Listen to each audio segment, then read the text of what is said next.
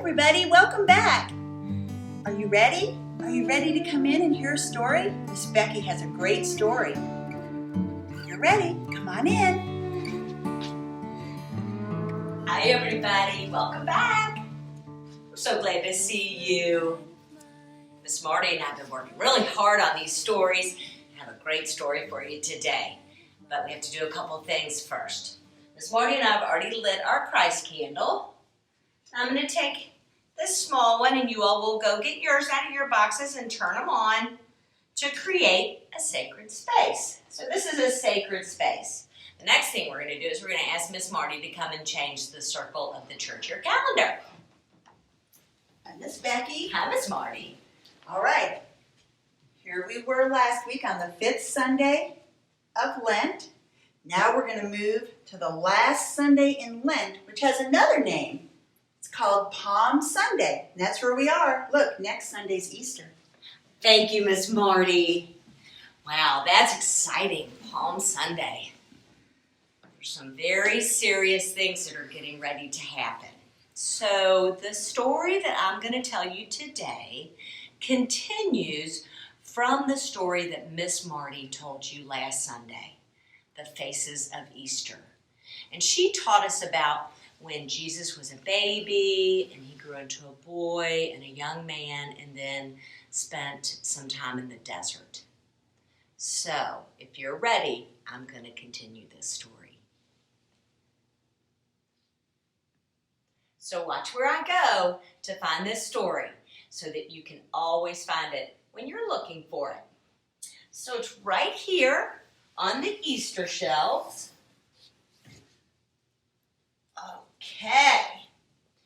You may remember that Miss Marti told part of this story last week. So just to remind you, this is the story of the Faces of Easter. And it's about Jesus' life.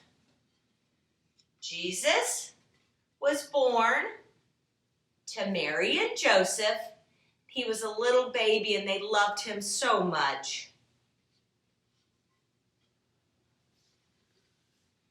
And then when he was a little older, he went with Mary and Joseph into the town, and he did not come home with them. And they were looking for him, and he was in the temple, and he said he was with his father.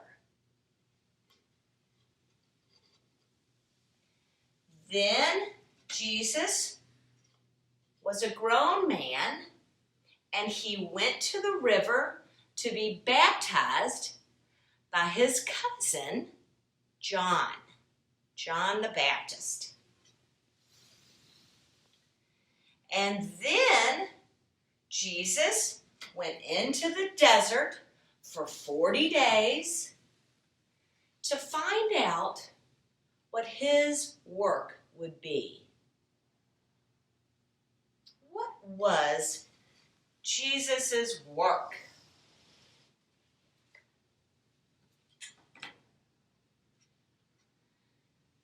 Jesus came back across the Jordan River and began to do his work. But what was his work?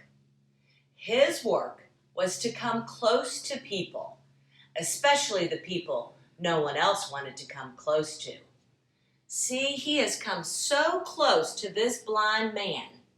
He is so close that he has touched the blind man's eyes. When Jesus came close to people, they changed. They could see things that they could never see before. They could do things they could never do before. They became well. Jesus also told parables. You might remember some of the parables that we talked about and showed you earlier. Finally, he knew that he had to become a parable. So he turned toward Jerusalem for the last time.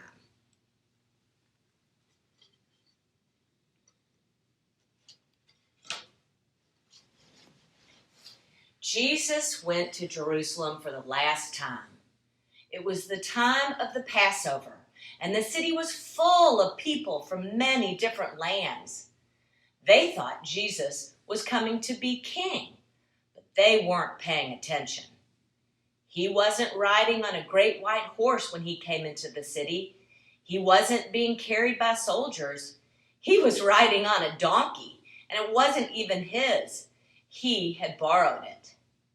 Still, that Sunday, when Jesus came into Jerusalem, people waved palm branches, which was a sign of kings. On Monday and Tuesday and Wednesday, Jesus went into the temple to teach them. Every night, he went back to the Mount of Olives with the 12. The people watched him and whispered that the Mount of Olives was where angels were supposed to come down to make an army to drive away the Roman soldiers.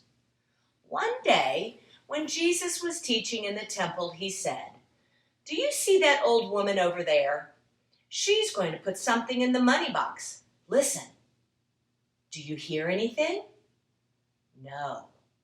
She put the smallest coin there in the box. That was all the money she had. Now here comes a rich man. He has so much money to put into the money box that he had to have help to carry it. His money made a huge clanging and ringing as they poured it into the box. Now I wonder which one really gave the most. The old man, the old woman, or the rich man? Some say the rich man gave the most. Some said the old woman. The temple guard said, "On Thursday we will take him away." But on Thursday they could not find him. That evening, Jesus and the 12 hurried through the dark streets to a house. They climbed up the stairs to the upper room and shared their Last Supper together. After they had everything they wanted to eat, Jesus took some bread and gave thanks to God for it. When he broke it and said something like this, "Whenever you break the bread like this and share it, I will be there." He also took a cup of wine, gave thanks to God for it, and said, "When you share a cup of wine like this, I will be there." What was he talking about? He was always saying things like that. How could they know? Still, they did not forget, and later they would understand. Suddenly, Judas got up and left. The rest sang a hymn and then went to the Garden of Gethsemane on the Mount of Olives. Jesus wanted to pray. When he was finished, he joined the 12. But Judas came out of the dark and greeted him. This was a signal for the temple guards to take him. They, too, came out of the shadows and took Jesus away with them into the night. The 12 disappeared into the darkness as well.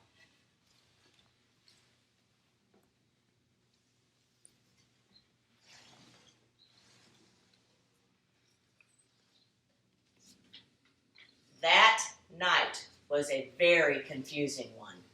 The next day, Jesus was taken outside the walls of the city and crucified. That afternoon, Jesus died. The sky grew dark. Jesus was taken down from the cross and buried in a cave. A great stone was rolled into the opening of the cave to close it like a door.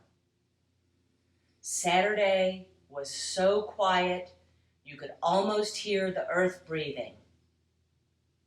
On Sunday, it was the women who had the courage to go to the tomb just to be close to Jesus. They wanted to remember, even if it was sad. When they came to the tomb, they found that the stone had been rolled back and the tomb was empty. Jesus had died on the cross, but somehow he was still with them as he is with us, especially in the bread and the wine. When you look at this side, the crucifixion, you know that the other side is there? Easter. When you look at the side of Easter, you know that the side of crucifixion is there. And you cannot pull them apart. Crucifixion, this is the crown of thorns, and Easter. And so things changed, even the color.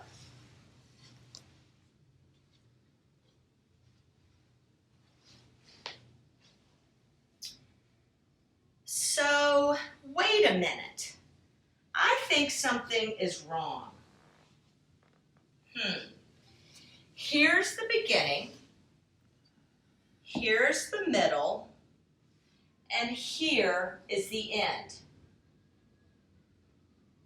So, if we only had this side, I can believe that that would be the end. But there is also this side that cannot be separated. The ending is a beginning, also an ending. So we cannot have this story in a line. So watch what I do. Let's see if we can make it a story that never ends.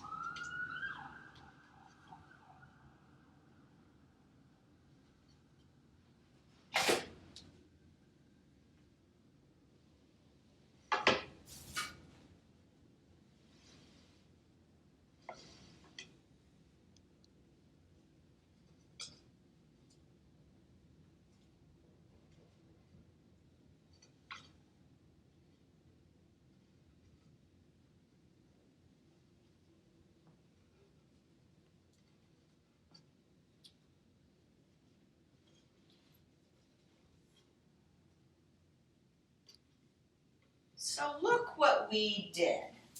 Look what we did. Now, this story can go on forever and ever and ever.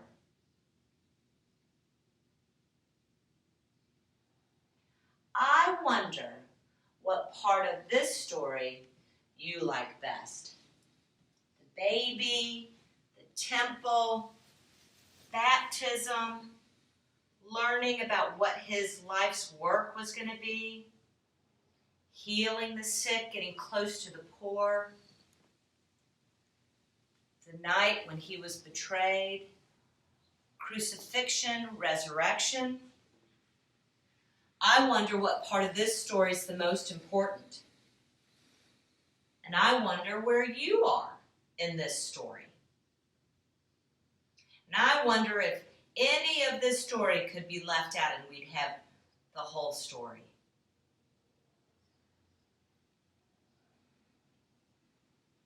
So now it's time for you to go to your craft boxes and create a piece of art that reminds you of this story. There's a lot to tell in this story, isn't there? And after you do, you can have a feast and thank God for everything you have from this story and for your family and your friends. And you'll say, Amen. We'll see you next Sunday. Bye, everybody.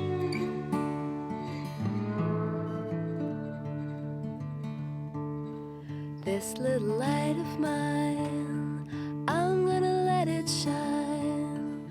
This little light of mine, I'm gonna let it shine. This little light of mine, I'm gonna let it shine. Let it shine, let it shine, let it shine. Everywhere I go, I'm gonna let it shine. Everywhere I go, I'm gonna let it shine. Everywhere I go,